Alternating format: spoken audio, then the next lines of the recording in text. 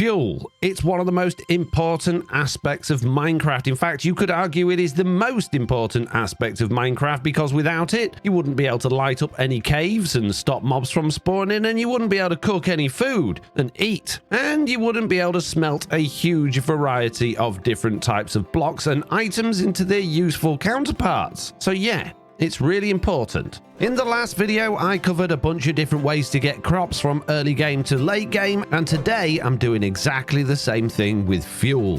First of all, we're going to look at all of the different types of fuel, or more appropriately, the most important types of fuel, starting with the lowest end. So what we've got here is a fuel item, how many items it will smelt per item. And you can see, starting at bamboo, it's not very much. Scaffolding used to be good, but it's the same as bamboo. One piece of scaffolding will smelt just as much as one bamboo, which is ridiculous. Swords will smelt one item. Logs will only smelt 1.5 items, and so will slabs, but we'll get to that later. Coal and charcoal will smelt 8 items each. Blaze rods will smelt 12 items. Dried kelp blocks will smelt 20 items. Coal blocks will smelt 80 items, and lava buckets will smelt 100 items, which is nice. Yeah!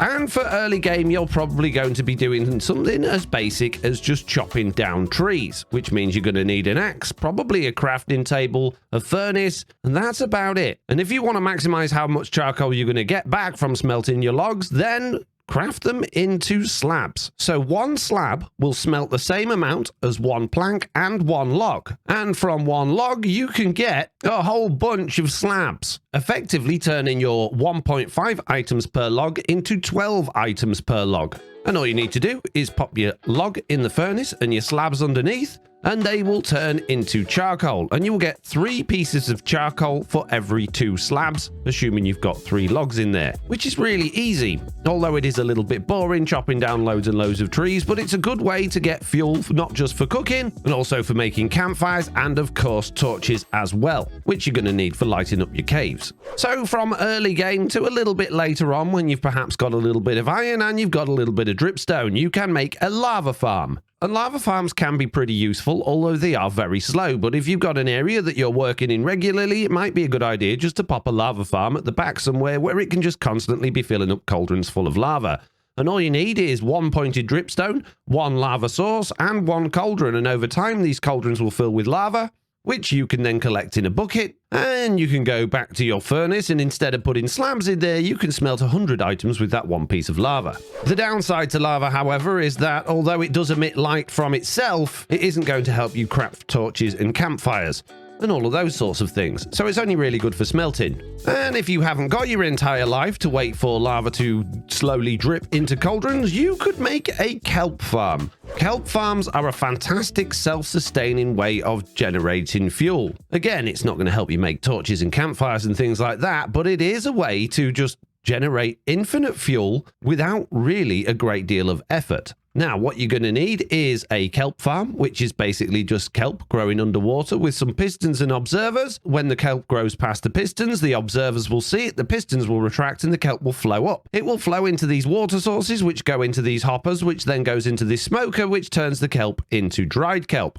And with that dried kelp, you can take it out of there. You can craft it into kelp blocks, and you can put those kelp blocks back into there to smelt the rest of the kelp. Now, there are a couple of things to bear in mind with this one, and that is that if you're using a smoker to smelt things nice and quickly, then you're going to need an absolutely ginormous kelp farm in order to feed enough kelp through this, that you're not just wasting kelp blocks. You see, if you've just got the odd piece of kelp coming through every now and then it's going to just waste your fuel, because your fuel will keep going, even though there's no items in there to be smelted. So realistically, you're going to want a very big kelp farm feeding maybe 1 or 2 smokers. Alternatively, you could just swap that smoker out for a furnace, so you don't need quite such a big kelp farm, and it will still generate more kelp than you put in there in order to make more fuel, which means you're always winning, for smelting things at least.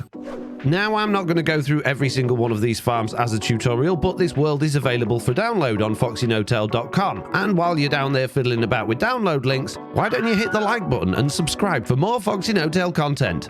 So moving on from something that's relatively complicated to build to something that's very easy to build, although you will need to go to the nether and you will need to find a fortress and you will need to find a blaze spawner. But blaze spawners are ridiculously easy on Minecraft Bedrock Edition because you don't need to tell the blazes to go down the hole, they will just go down it. Providing you have an area around your blaze spawner where no mobs can spawn, they will just float down and they will always pathfind to the lowest possible block. Now, they don't do it instantly, but they will do it relatively quickly. And providing you've got a 6-block gap between the spawner and where the blazes will land down here, you will never ever be short of blazes. So what we've got here is a blaze spawner, a glass box around it, and the glass is important because it's non-pathfindable, and a trident killer, and at the bottom of that there are pathfindable blocks, i.e. solid blocks. Now what I'm going to do is turn on this trident killer, grab myself a looting 3 sword, turn it to midnight, turn on mob spawning, and of course set the difficulty to something other than peaceful.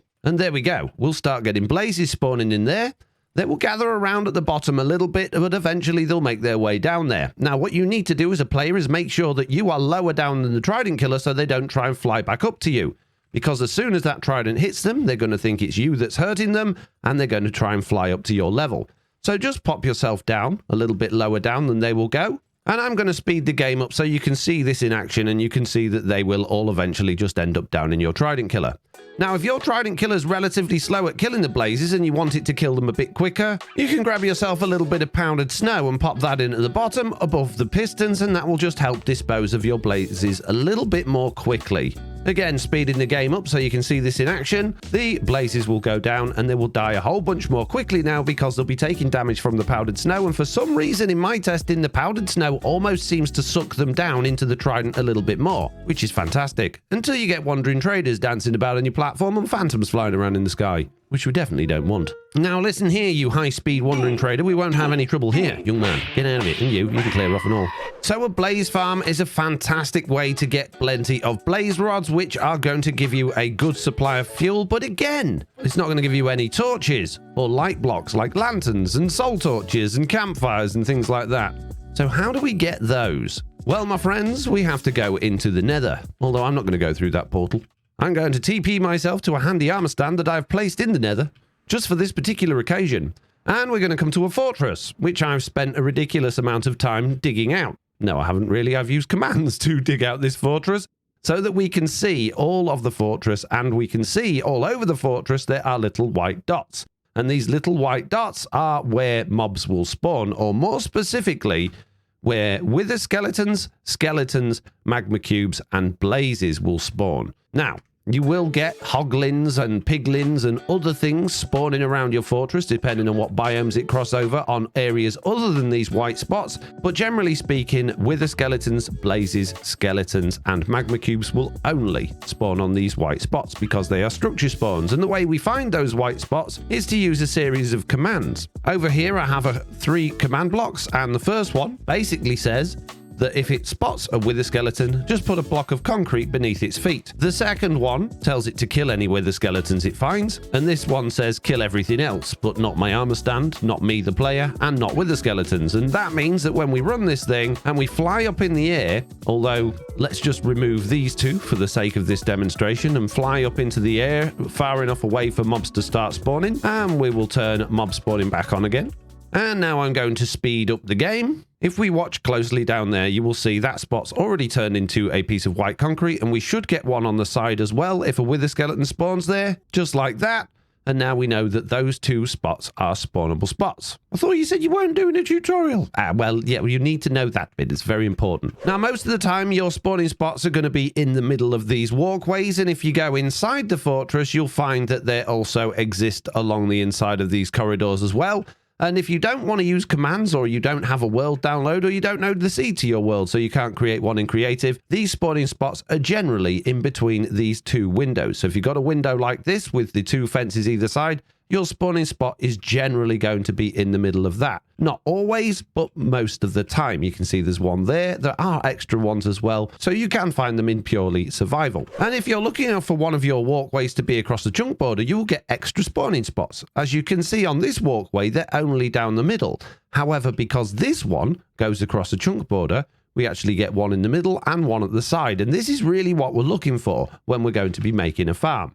Now, the farms will work with these single ones, as I will demonstrate later on, but basically the theory for my little farm in this nether fortress is very simple. You find yourself some of these double spawning spots, and you put a glass block 2 blocks above the spawning spot and break the block underneath. You then put a trident killer under one with some buttons around the outside so that when the mobs get pushed off by this glass block, they're going to fall down here and think that they can walk on there and go inside. And this glass block system works perfectly for blazes, skeletons, and wither skeletons, and your magma cubes will just probably bounce off and go elsewhere. Now, your trident killer's obviously going to need a trident in there, and if you just run a kill command like I have, they're all going to have disappeared. And for this demonstration, I have 2 of these units set up, both with their individual trident killers and chests, and underneath in the chest, you can see I've already collected a whole bunch of stuff. Let's just break that so we can see this thing in action. And then we just need to come up so that we're far enough away for mobs to spawn, turn mob spawning back on, and turn the trident killers on. That would be a good idea. Now, these ones don't have any powdered snow in, and I haven't spawn-proofed the rest of the platforms.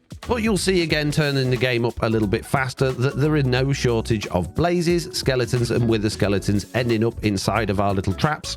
Now, you might notice the blazes stick around for quite a long time, so the powdered snow probably is a good idea. And you might also notice that you're getting a whole lot of other things around here that you probably don't really want. Ghasts, piglins, pigmen, hoglins, and all sorts of other things that just like to spawn in this place. So what we need to do is put a little bit more effort in. So over in this direction, I've got pretty much the same thing that was going on over there, but this time I have 4 trident killers all linked together to one set of chests.